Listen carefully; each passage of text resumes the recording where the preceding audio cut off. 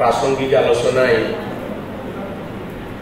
যাওয়ার আগে আমি চট্টগ্রাম বিশ্ববিদ্যালয় থেকে যে ছাত্রী এখানে তার বক্তব্য উপস্থাপন করেছেন তার সঙ্গেই সম্পূর্ণ একমত পোষণ করেই আমি আমার অভিজ্ঞতা 1-2 মিনিটেই উপস্থাপন করতে চাই। সেটা হচ্ছে, আমরা সবাই জানি যে কোনো লক্ষ্য উদ্দেশ্য পরিপূরণের ক্ষেত্রে একটি সংগঠন অনেক গুরুত্বপূর্ণ ভূমিকা পালন করে।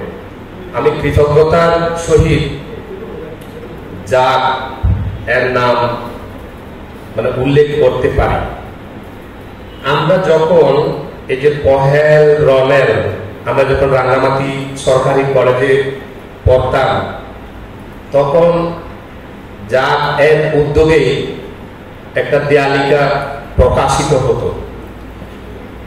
আমার কলেজ জীবনে ইংরেজি মুখস্থ করতাম, বাংলা মুখস্থ করতাম, ওই যে একজন বললেন পাস করার ক্ষেত্রে বা ইয়ে করার ক্ষেত্রে, কিন্তু সাহিত্য রচনার ক্ষেত্রে এগুলো আমার দুর্বোধ্য মনে হতো।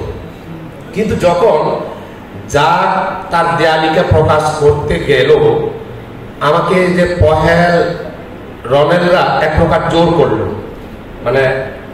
একটা লেখা দেওয়ার জন্য।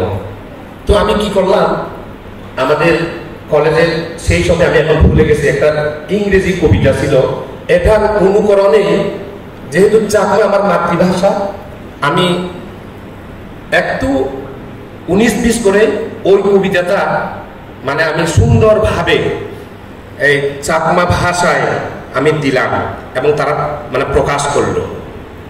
তো এই যে 1-2টা চাকমা কবিতা আমার মধ্য থেকে যে বের হলো, এটা বলতে গেলেই যাকের অবদান আমি বলবো। তো সেই দিক থেকেই যদি বলতে হয়, এখানে একজন সরকার মহোদয় বললেন আমাদের মাতৃভাষাকে গুরুত্ব দেওয়া দরকার। আমিও তরুণ যারা সাহিত্য চর্চা করছেন তাদের উদ্দেশ্যেই বলবো, আসলেই সত্যি আমাদের মাতৃভাষাকে প্রাধান্য দেওয়া অবশ্যই গুরুত্ব। আমি ঢাকা বিশ্ববিদ্যালয়ে পড়াশোনা শেষ করেও বাংলা ভাষাটা একটু কি বলে মধ্য বয়সে এসে একটু আয়ত্ত করতে পারলে এখনো পর্যন্ত তেমন হাত দিই। আমি এখনো পর্যন্ত চাকরাতেই আছি। এখানে প্রাসঙ্গিকভাবে স্মরণযোগ্য, আমি যখন কোনো একটা সৃষ্টি করতে যাই, সেটা কবিতা হোক, ওই যে বিপমদা বলছিলেন হ্যাঁ, এটা আমার ক্ষেত্রে অসুবিধাই আমি পড়েছি।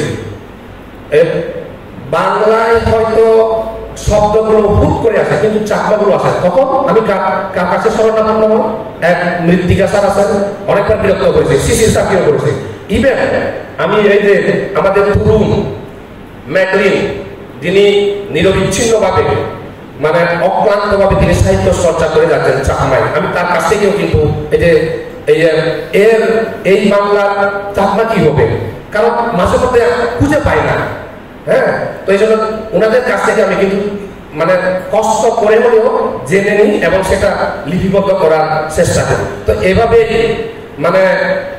কি বলে বিশ্ববিদ্যালয় জীবন এবং এখনো যে 1-2টা করে লিখছি, ওই যে ওনাদের সহযোগিতায় সাহিত্যটা চর্চা করার একটা প্রয়াস আমি পেয়েছি। তো আমি তরুণদের উদ্দেশ্যে আবারও বলবো, হ্যাঁ, আমাদেরকে কষ্ট হলেও এভাবেই পথ চলতে হবে। কারণ আমরাই যদি শব্দ খুঁজে না নিই, অথবা নতুন শব্দ গঠন না করি, তৈরি না করি, তাহলে আমাদের মাতৃভাষা কিভাবে সমৃদ্ধ হবে? তো আসুন আমরা সবাই আমাদের মাতৃভাষাকে গুরুত্ব দিই। আপনাদের সবাইকে ধন্যবাদ এবং কৃতজ্ঞতা জানিয়ে আমার সংক্ষিপ্ত উপস্থাপনা